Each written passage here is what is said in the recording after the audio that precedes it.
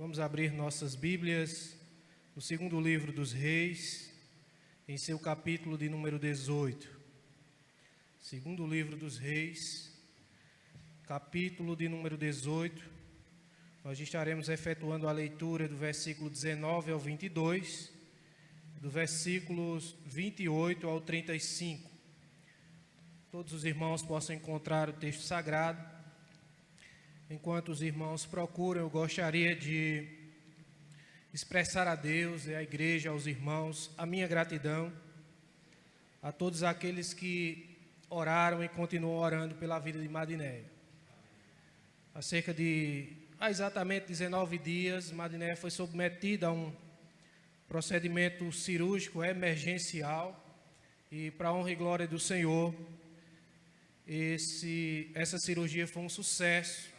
Madinéia está em casa, se recupera bem e em breve estará retornando aos cultos e à sua jornada de trabalho. Amém?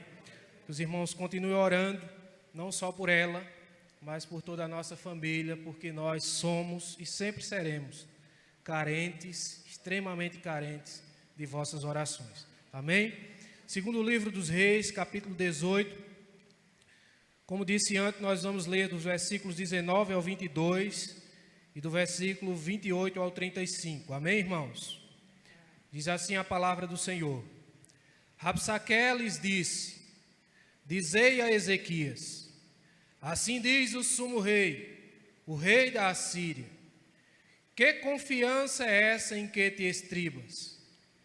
Bem posso dizer-te que teu conselho e poder para a guerra não passam de vãs palavras. Em quem, pois, agora confias, para que te rebeles contra mim? Confias no Egito, esse bordão de cana esmagada, o qual, se alguém nele apoiar-se, lhe entrará pela mão e a traspassará? Assim é Faraó, rei do Egito, para com todos os que nele confiam. Mas, se me dizeis, confiamos no Senhor nosso Deus, não é esse aquele cujos altos e altares Ezequias removeu, dizendo a Judá e a Jerusalém: perante este altar adorareis em Jerusalém? Versículo 28, irmãos. Então, Rabsaque se pôs em pé e clamou em alta voz em judaico e disse: Ouvi as palavras do sumo rei, do rei da Assíria. Assim diz o rei: não vos engane, Ezequias, porque não vos poderá livrar da sua mão. Nem tampouco vos faça Ezequias confiar no Senhor, dizendo: o Senhor certamente nos livrará, e esta cidade não será entregue nas mãos do rei da Assíria. Não deis ouvidos a Ezequias, porque assim diz o rei da Assíria: fazei as pazes comigo e vinde para mim, e comei, cada um da sua própria vide e da sua própria figueira, e bebei, cada um da água da sua própria cisterna, até que eu venha e vos leve para uma terra como a vossa, terra de cereal e de vinho, terra de pão e de vinhas, terra de oliveiras e de mel, para que vivais e não morrais. Não deis ouvidos a Ezequias, porque vos engana dizendo: o Senhor nos livrará. Acaso os deuses das nações puderam livrar cada um a sua terra das mãos do rei da Assíria? Onde estão os deuses de Ramate e de Arpade? Onde estão os deuses de Sefarvaim, Ena e Iva? Acaso livraram eles a Samaria das minhas mãos? Quais são, dentre todos os deuses desses países, os que livraram a sua terra das minhas mãos, para que o Senhor possa livrar a Jerusalém das minhas mãos? Até aqui, irmãos, para a honra e glória do Senhor. Que o Senhor nos abençoe, nos guarde. Oremos ao Senhor em nome de Jesus. Ó Senhor nosso Deus, nós te rogamos, Senhor, te agradecemos pelo privilégio de podermos fazer a leitura desse texto da tua gloriosa palavra. Palavra esta, Senhor, que será ministrada pelo Teu Filho nesta noite, pelo qual nós também rogamos que o Senhor abençoe e use de maneira gloriosa, como um instrumento precioso em Tuas mãos. Prepara também os nossos corações, para que possamos, Senhor, nos alimentar da Tua palavra e fazermos da mesma algo prático em nossas vidas. Que tudo seja, Senhor, para a Tua honra e para a Tua glória. Assim nós Te oramos e desde já Te agradecemos, no santo nome do Teu Filho Jesus. Amém e amém. Meus amados, mediante aquilo que o irmão Jobson leu, eu queria simplesmente ver com vocês, garimpar alguns princípios pertinentes nesta noite sobre o texto aqui lido.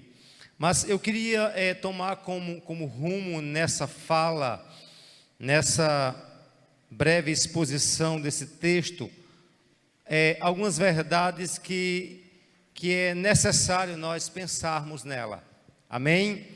E como centro primário da minha fala, eu queria fazer essa interrogação com vocês. Eu não sei se está na minha retaguarda, mas em quem confiar diante das tribulações? É uma pergunta relevante para os dias que estamos a viver. Eu não fiz questão, e não é por acaso que eu botei, não é no que confiar, mas em quem confiar. E há uma grande discrepância no que e no em quem. E lá na frente nós vamos entender por que essa importância de diferenciarmos no que ou em quem confiar. Mas eu queria ver com vocês, meus queridos, que a introdução de forma bem superficial, nós podemos ver a afronta do Rabezaque, enviado do rei da Síria para afrontar, para humilhar, né, o rei Ezequias, que era o monarca de Judá até então. E a ele enfrentar Ezequias, ele estava enfrentando o próprio Deus que havia constituído Ezequias como rei. E nossas vidas não é diferente da de Ezequias. Somos enfrentados com os rabezaques da vida, somos enfrentados com as pessoas e com as situações que sobrevêm sobre as nossas vidas. Em dado momento, nós aí ficamos pensando, como confiar, em quem confiar, no que confiar. E aí eu fico pensando que Rabezaque, ele questionou o rei e os demais que o cercavam, e diz o verso 19, a parte B, ele diz: que confiança é essa que vocês têm? Eu não sei a tradução, a transliteração da Bíblia de vocês, na minha está nessa expressão, que confiança é essa que vocês têm? E é justamente saber qual é a confiança da igreja. A confiança minha está de fato nos meus próprios intelectos, no meu próprio pulso, no dinheiro que se tem, nas graduações, todas as coisas que de fato proporcionam ao ser humano uma certa segurança. Você já observou quantas vezes nós somos achados de forma que somos seguros, como temos algum dinheiro em reserva? Não quer dizer que nós não devemos ter. Mas não é o dinheiro de reserva que lhe dá segurança, não é o plano de saúde que lhe dá segurança, não é estabilidade financeira, não é de fato um emprego efetivo, não é herança, não é qualquer outra coisa, meus amados. A real confiança minha e sua está no Senhor, está no Deus que quebra, o único Senhor que quebra os parâmetros, que quebra todas as expectativas. Quantas expectativas o ser humano tinha criado, aí vem um mero vírus, um simples vírus, e para todo o movimento, todos os desígnios, todos os projetos do ser humano ruim se tornam em nada. E aí, meu amado, essa mesma pergunta que Rabezaque fez para o povo de Israel, eu faço para você que se encontra nessa noite sentado nesse templo, nos bancos desse templo, você que se encontra do outro lado, eu faço essa pergunta a mim mesmo. De fato, que confiança é essa que você tem? E será se eu posso dizer que verdadeiramente eu tenho confiança em Deus? Será se eu tenho confiança de fato, eu tenho confiança em quem ou no que? E quantas pessoas, como eu disse, têm confiança na estabilidade do seu casamento, nas instâncias que o cercam, mas, meu amado, tudo rui como é que eu posso dizer assim, como uma mera taça de sorvete num sol causticante. A gente vê pessoas tão famosas. Já observou que no início da pandemia só morre velho, de 80 anos. Aí começou descendo. A pandemia onde está? No outro lado, na China, está agora aqui. E o que eu quero mostrar aqui a vocês, somos todos frágeis, somos todos fracos, somos todo pó, todos somos pó, todos somos cinza, somos absolutamente nada, nada. E aí eu quero dizer essa verdade a você: se existe uma coisa que você jamais pode confiar, é em você mesmo. É nos seus méritos, é em sua bondade, é no seu ego, é no seu orgulho. Por quê, pastor? Porque só haveremos de confiar cabalmente no Senhor quando passarmos a desconfiar de nós mesmos. E é importante nós respondermos essa pergunta: que confiança é essa que você tem? E aí você tem que dizer de forma a priori bem clara: não posso confiar em mim mesmo. Se existe alguém que você tem que desconfiar, é de você mesmo, da sua própria segurança, do seu próprio querer, de valorizar o seu próprio eu. Quando o Senhor registra lá, como é que diz a Jeremias: maldito o homem que confia no homem, não é no outro homem, como eu já vi alguém falar de forma errônea, mas é aquele que confia em si mesmo, confia no seu próprio punho, no seu próprio recurso, na sua própria vontade, no seu próprio querer. Aí, amados, eu quero encorajar você a compreender que você tem que confiar de fato em Deus, e unicamente em Deus, e suficientemente em Deus. Amém? E aí eu queria caminhar com vocês a partir do verso 32 e 34, meus amados. Aqui Rabezaque, ele faz uma afronta, dizendo: olha, como é que vocês vão confiar no Egito, que é uma cana seca? Como é que vocês vão confiar, como é que diz, no Senhor vosso Deus? Porque semelhantemente as outras nações confiaram nos seus ídolos, confiaram em Ramat, confiaram em Adarbe, em Zena, em Iva. E aí? Vão confiar em quem? Vão confiar no exército do Egito, ou vão confiar nos ídolos?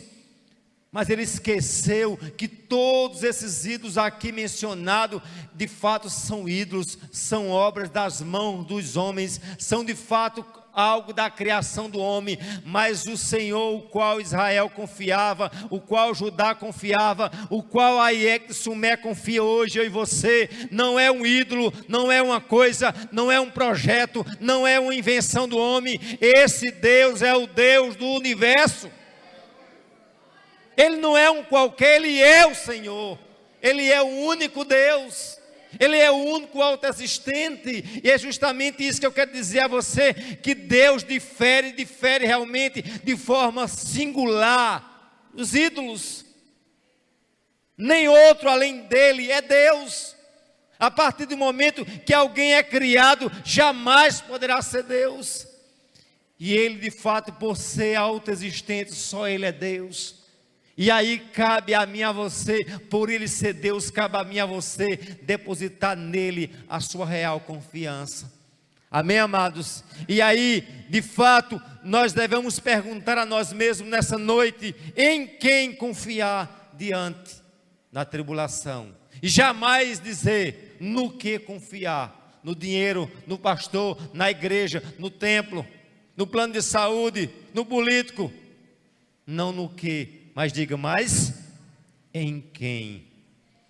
E quem é essa pessoa? Não é uma força cósmica, não é um troço distante, como eu sempre digo a você, transcendente, não é um ser autoexistente. Sim, Ele é. Ele é transcendente, mas não é só isso, mas esse Deus presente entre nós, esse Deus que sabe o que é dor, esse Deus que sabe o que é choro, esse Deus sabe o que é fome, esse Deus sabe o que é ser humano, porque Ele já esteve entre nós, Ele sofreu entre nós, Ele se fez carne entre nós, Ele deixou sua glória para realmente se tornar ser humano como nós, nunca deixando de ser Deus, mas passou a ter uma forma humana. E Deus, na pessoa de Cristo Jesus, Ele conhece. E aí eu quero dizer isso a você, meu amado, frisar muito bem, porque muitas pessoas dizem: quem é Deus? Deus é uma força, Deus é uma coisa. Deus não é uma coisa, Deus é uma pessoa. Deus não é uma coisa qualquer. O Deus, e Ele de fato é o único Deus, Ele é um ser pessoal. Ele é um Deus transcendente, sim, é poderosíssimo, é todo poderoso, mas também é o Deus imanente, é o Deus que está chorando conosco, é o Deus que está entre nós, é o Deus que se faz presente na pessoa do Espírito Santo. Ele diz: eu vou, mas não vos deixarei órfão, eu deixarei eu deixarei de fato, como ele deixa bem claro, eu deixarei, no caso, algo que eu possa mostrar, que eu voltarei, eu deixarei algo substituto aqui igual a mim. E é isso que a igreja tem que confiar, que a igreja não está só, que a igreja não está de fato caminhando na casualidade, mas a igreja está dentro de um projeto de Deus, dentro de um processo linear, de um tempo em que Deus já projetou, que está executando, e que nada haverá de aniquilar, nada haverá de frustrar os projetos de Deus. Alguma coisa pode fugir do meu controle, do teu controle, mas como eu sempre digo e volto a dizer, jamais fugirá do controle de Deus. Amém, amados? E aí, jamais queira você comparar Deus a ídolo, jamais queira você comparar coisas, mas Deus, Ele é singular, Ele é único, Ele é Deus, Ele é suficiente. A igreja não precisa de nada a não ser de Deus. Por isso que eu ignoro quando se vai para um culto e as pessoas têm como é que diz? Ele tem uma indumentária, eles têm como é que diz? Uma estrutura litúrgica, ele tem algo para o ser humano, para Deus, ele tem um altar para Beltrano, para Cicrano. Não, o altar de Deus é único. No templo, e a vida do crente como um todo tem que ser com singularidade para Deus, supremacia para Deus, e entender que Deus jamais permite dividir seu altar com ídolo. Jamais queira comparar você, Deus a qualquer coisa, a dinheiro, a qualquer ídolo inventado pela a filosofia, pelo raciocínio, pela perspectiva humana. E aí, meu amado, esse texto nos faz mostrar a singularidade de Deus, que Ele não é um ídolo, que Ele não é uma coisa, mas que Ele é uma pessoa. E como eu disse e volto a dizer, não uma pessoa qualquer, não uma pessoa simplesmente transcendente, mas uma pessoa que também está entre nós, que se faz presente, que entende o que é dor, porque Ele um dia passou dor. Amém? Ele passa dores tal semelhante como a minha e a sua. E aí, por fim, meu amado, unicamente Deus é o autor da existência, digno de total confiança. Se você de fato perceber, no desenrolar dessa história, você vai ver no verso 35, diz, de todos os deuses desses países, quais foram que os livraram à sua terra, das minhas mãos? Rabezaque faz a pergunta: então como o Senhor poderá livrar Jerusalém das minhas mãos? E aí, meu amado, essa pergunta ele fez ao povo, e o povo ficou calado. Mas o que eu quero aqui dizer a vocês, que no desenrolar da história, mostra que o Deus de Israel não é ídolos como das nações pagãs, não é uma coisa, mas Ele é um Deus que fala, que se dá a revelar no ato da sua graça e misericórdia. O Deus que a igreja está adorando aqui, que é o único Deus, é um Deus que fala. É um Deus que se dá a revelar, é um Deus que está presente entre nós. Ele é o Emanuel, Deus conosco. A igreja não está caminhando só, a igreja não está caminhando sem rumo, mas a igreja tem um capitão por excelência, a igreja tem um Senhor que vai à frente no meio do deserto. A Bíblia deixa bem claro que Deus em nenhum momento da história abandonou o seu povo e jamais vai abandonar. Nos momentos de tribulação como essa, bate uma insegurança, bate uma incerteza, porém entenda uma coisa, a pergunta é essa: em quem confiar? E não jamais no que confiar, mas em quem. E aí, por fim, meu amado, eu queria simplesmente sintetizar toda essa minha fala na seguinte aplicação: a igreja do Senhor não procura confiar no que, mas em quem. Ou seja, não nenhuma coisa ou ídolo, mas em Deus, um ser autoexistente, portanto soberano. Por ele ser autoexistente, ele é soberano. E aí, meu amado, nada de confiar em algo, em coisa, em ídolo, mas numa pessoa tremenda. E Deus, como pessoa, ele tem sentimento. Aquilo que a teologia diz, sentimento que é exclusivo dele. Termos, atributos que são exclusivos de Deus, sim. Autoexistência, eterno, onipotente, onisciente, onipresente, porém atributos comunicáveis. Dor, tristeza, alegria, luta, coisa que eu e você sente, Deus sente. O Deus o qual estamos adorando não é uma coisa, não é um ídolo. O Deus o qual estamos adorando, ele é uma pessoa que se dá a revelar na pessoa do Pai, do Filho e do Espírito Santo.